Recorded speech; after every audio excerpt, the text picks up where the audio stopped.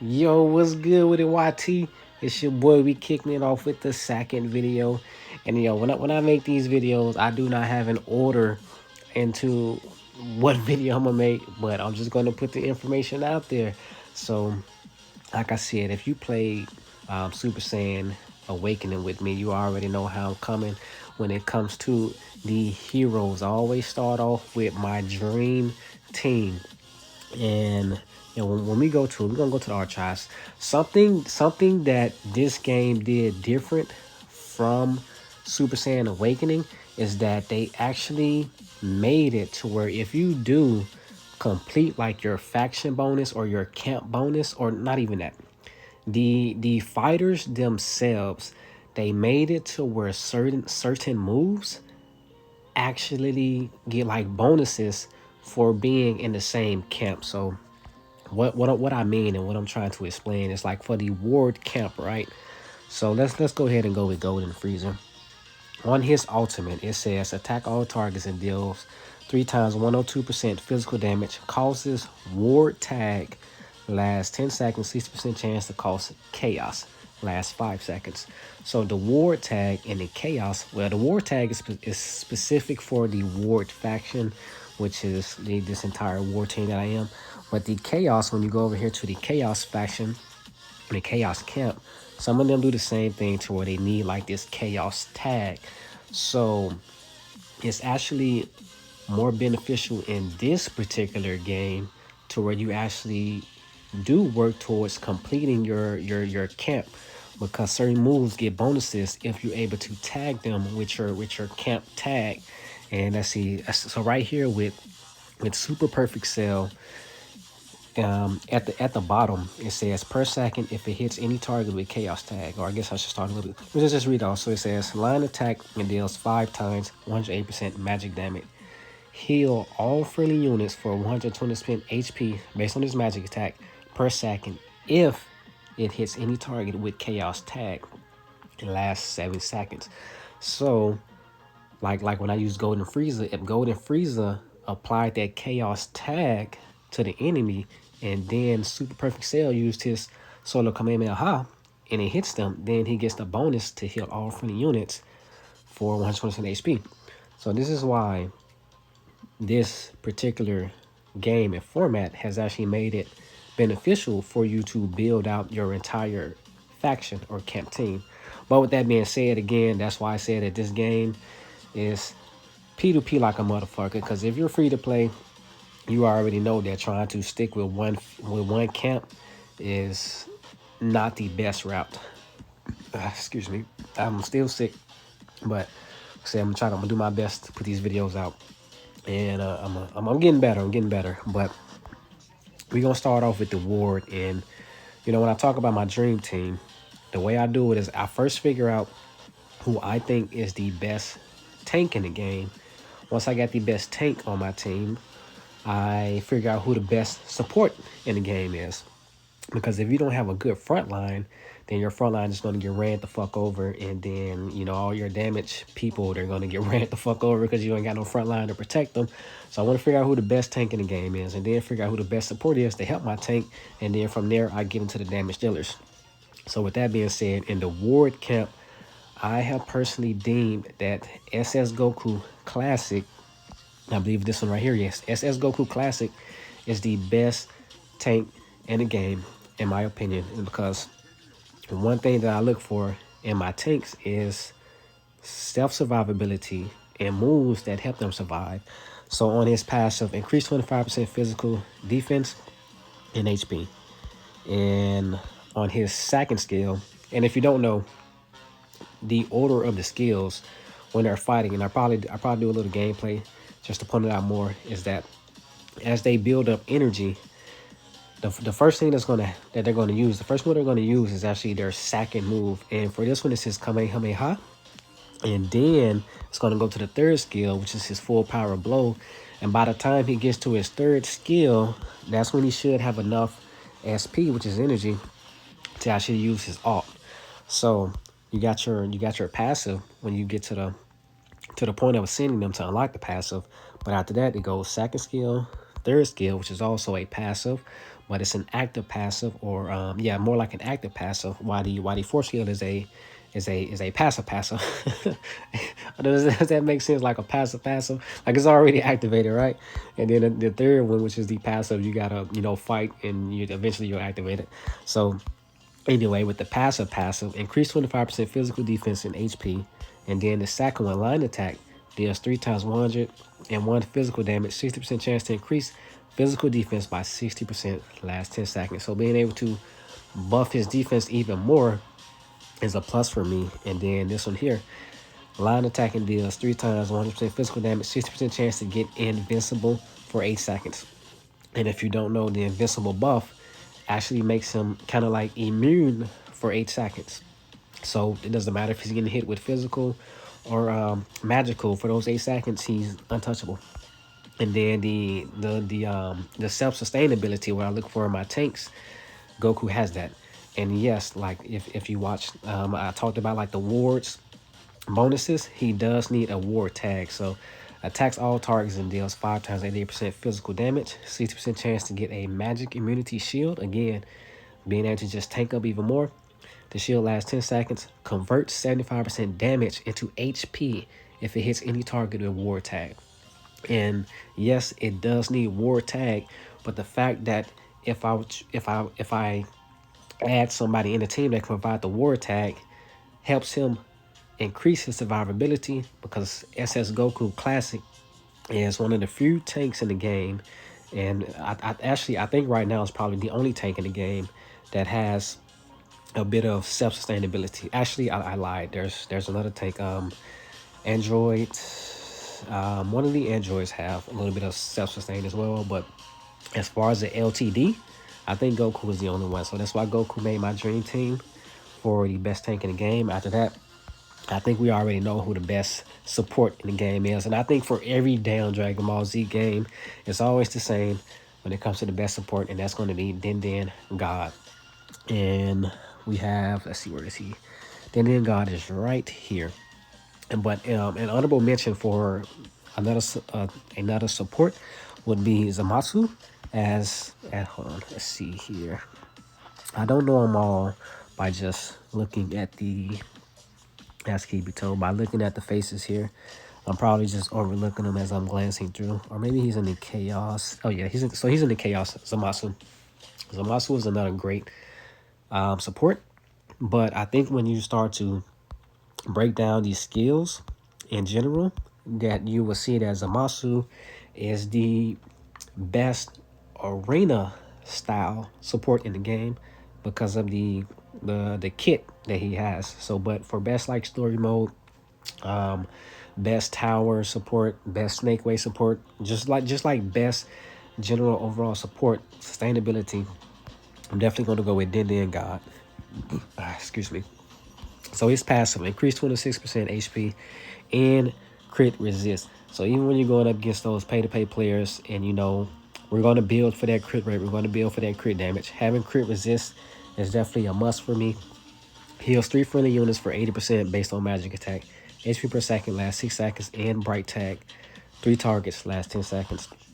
Adds 25% damage resist shield to all friendly units last 10 seconds. So that's making the whole team more tankier, even though it's and it's not just like, oh, you get a magic immunity or you get a physical immunity. This is a damage red shield, so it doesn't matter if it's magic or physical, he can help resist all forms of damage. So whether your opponent has chosen to build a magic team or a physical team, it doesn't matter, he's prepared for both of them. And then heal all friendly units for 420% based on magic attack. HP immediately also has 70% chance to regenerate their 40% SP. Again, SP is the energy, and I think that's just a plus. So whether you have him, even though I say Zamasu is probably the best support in Arena, Din Din God having that 40% SP boost is the same thing, being able to help in Arena to hopefully help your team get their alts off first, or to even regen up again for a second ult. So I think Din Din God is just phenomenal. And the important thing here as well is that his heal is immediately. So for anybody who has paid attention, like if you just got regular Din, right? Or if you got Boma, get rid of Boma. I hate Boma in this game too, just like I hate Boma in every fucking other Dragon Ball Z game. Even though Vegeta, my boy, fucking hate Boma. But you know that in these heals, they're not immediately. So you'll see like over the course of like 5 seconds or 8 seconds, however long like the heals go, right? It just regenerates and regenerates. It's like tick heals, so regen. But with Din God, like it's just an immediate heal. And it's in certain situations you'll notice like when you're waiting on that tick heal, you will die, or you might die before your other fighter, tank, whoever you're trying to keep alive gets the benefit of all the heals that the regular Din brings. Same thing if you're using the heal skill, you're waiting on it to tick, and you can get just fucking bursted before you get the full heal. So with the immediate heal, it's just boom, one shot, and you're back up. So there's my support. There's my tank. So that knocks out the Ward faction. That knocks out the Bright faction. With that being said, while we're in the Bright, Blue, Vegeta Blue was just released, and this guy is fucking insane when it comes to damage. He has before him. I know I'm kind of getting off topic. Before him, the best, the not the best, but the number one physical attack base stack in the game was Khabib here, and he's at 59,923 for physical attack. He had the highest physical attack in the game. The next second person was probably Broly, if I remember correctly. So I think he's in the Havoc, 59 down to 58. Fucking Vegeta Blue from 59,000. He has 66,997 physical attack. The guy fucking base physical attack is fucking insane. So with this, I made this tier. I made my dream team before Blue Vegeta came out. But if I was a pay-to-play player and I was building the faction or the fusion bonus, the fusion power bonus, which is, Ward, Chaos, Bright, just having one of each faction, right? Maybe I take out Din and I go a full damage burst team. And if I did that, I would definitely want Blue Vegeta, knowing that he has the highest fucking physical attack in the game. So if you're pay to play, you might not even want to go fucking Din. If you have the means to get the copies that you need for Blue Vegeta and get the fodder that you need, and you want to just go fucking full burst, yo, he's fucking broken. Like, that physical attack is fucking insane. He's 10,000 more than the rest of the other hitter. Not necessarily like 8,000 more, 9,000, like whatever it is, right? But it's fucking ridiculous. But back to it. So I got my tank, I got my support.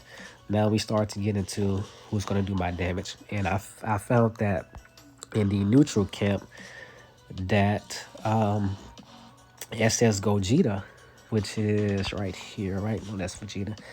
Gogeta.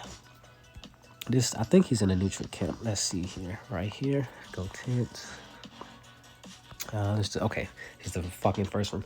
So SS Gogeta, I believe that I think, don't quote it just yet, but I think he has the highest magic attack in the game at 67,000. But looking at his passive, increase 25% magic attack and crit rate. Again, we're going for those crit rates and that crit damage. So he increases magic attack, attack all targets, and deal 102% magic damage. Adds neutral tag to all targets last 10 seconds. So if I am going for a neutral camp, trying to build that 5 neutral team, again, you want to have somebody that can apply that neutral tag so you can get your extra bonuses. So the fact that Gogeta applies his own neutral tag is just a double whammy for me. So he makes the team for that alone. Magic attack plus 12% for every 5 seconds, up to 60%. So whether you're in the boss fights, whether you're in arena, whether you like whatever the fuck it is, story mode, excuse me, and you're healing, the enemy team is healing, like the longer the fight drags out and nobody's touching Gogeta, he's just gonna get stronger and stronger and stronger. And that's why he's like up there. I think he is the best magical tackle in the game because of that passive right there. And then the line attack, which is his ultimate, Deals 3 times 135% magic damage, 60% chance to ignore 40% magic defense. Being able to ignore magic defense is insane.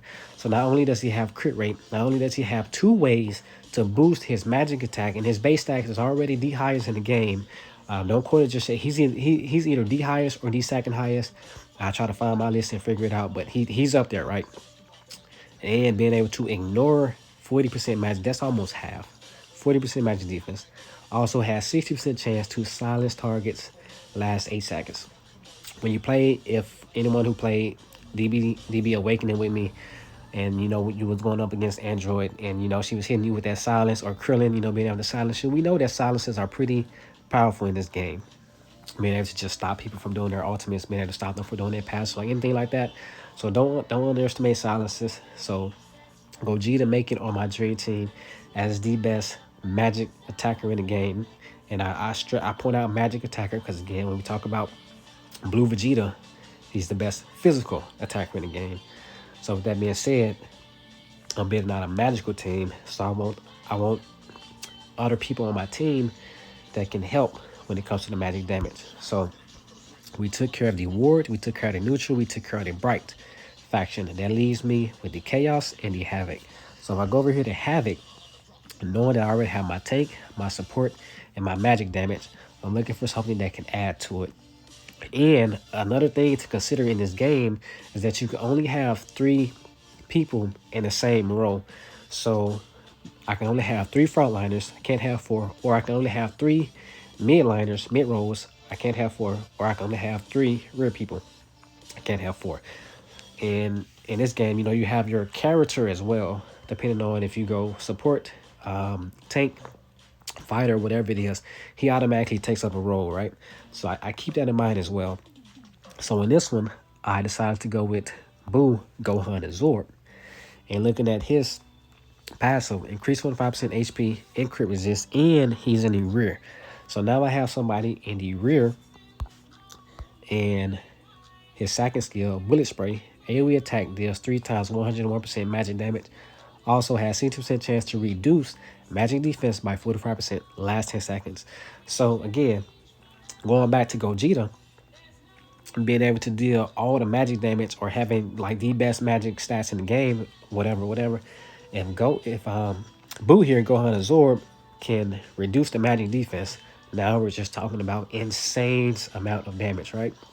So that's why Boo, Gohan, and Zord made it. And then he generates a magic immunity shield. It can't be purged last 8 seconds, because I value that as well, because when you get into people who has an arena team or who has somebody who can target your rear, there are some rear assassins in this game. So being able to just generate a magic immunity shield just makes him even like more valuable and more tanky, making it, he's not just going to get one shot in, right? On top of that, excuse me, don't forget he got the increase of 25% HP and the crit resist. So the chances of whether, if you're pay to play going up against another pay to play player and they just got like a fucking, Android, like whoever hits hard. I forget the ones who can get to the back line, but I know there's some out there. Frost. Frost is a good one. Frost in damn near every Dragon Ball Z game has been a heavy hitter for the back line, right? And Hit, I don't think Hit is in this game yet. He might be released later, but those two are some fucking threats when it comes to arena or just backline assassin killers, right? Frost is probably not going to one shot this guy. And then when we get to his ultimate, attack all targets and deal 4 times 90% magic damage, causes havoc tag. Again, if you want to build a havoc team, here you go. You got somebody who can apply the tag for you. Last 10 seconds also has 60% chance to reduce attack by 60% last 10 seconds. I think that being able to reduce the attack by 60% is huge, increasing survivability for everybody, whether it's my front line, whether it's, even himself, he trying to one-shot my back line, he gets this off, it's probably not going to happen. Then being able to provide the heals, like it goes full circle, right? And then, man, I'm struggling with this video. Last but not least, chaos. So I got my tank, I got my support, I got my damage dealer, I got my support damage dealer ish, with Boom, Gohan, and Zord. So now what I think that I will need, and it's based off of what you do with your character. So if we go to the character, right, we know that when you go to the class, again, I talked about whether you have them as support, frontline, tank, or whatever, right? I think the two valuable options, in my opinion, would be either to have your character as a tank because of the skill sets. Like if you go support, right, and you start, if you just read through the skills, right, like isn't he's not a good support, he's not a good fighter. So you can even throw him in the front line just to have another sacrificial pawn to help your team survive, or you can even put him as your in the mid row, do some damage because his mid row skills are actually pretty decent. So whether you go magic or tank, I think those are the two valuable options. I'm not gonna talk about it much in this video, but right now I'm using magic, so you can. Like I say, I definitely think you either go tank or go magic. I will say that if you go tank and he dies, your partner, whatever partner you're using, your partner dies when your character dies. So that's why I got him as a magic mid roll, because I do want to keep him alive a little bit longer, so my partner can heal the team. I'm using the heal. I get into that in a different video. So with that being said, my character is taking up a mid roll position. So I want to put somebody else on the front line with my Goku. And that's why in the Chaos, I'm looking for another frontliner. With that being said, I went with Frieza, full power. And this is Mech Frieza. Full power is right here. Excuse me. So Frieza full power. Increased 26% HP and physical defense, making him a little more beefier. Attack single target, deals 372% physical damage. Also has 70% chance to stun target last 6 seconds. Adds a 32% self-damage resist shield the last 12 seconds. I love that shield, making him a little more beefier. And then AoE attack deals 3 times 135% physical damage. It costs chaos tag, last 10 seconds. Also has 50% chance to empty target SP. So what I'm using him in arena, this is super valuable in arena. It's a 50% chance, but if that motherfucker lands and it hits the right target, then his SP is going back down to 0 and he's not able to get his ult off. Whereas in story mode, I don't know if it works on bosses. I don't have full power Frieza to test it, but you can see why. Especially if I compare, what's left in the chaos, it's not really that, many other valuable options for the front line. So Frieza full power in his kit. That's why he's thrown in there. So with that being said, I need a break. I think maybe probably like one more day or two, I'll be over this cold. I'm taking my medicine. I'm hydrating. I'm doing everything I'm supposed to do. Your boy will be better soon. I'll be able to put out more quality videos. But with that, your boy's out, and I'll see you in the next one.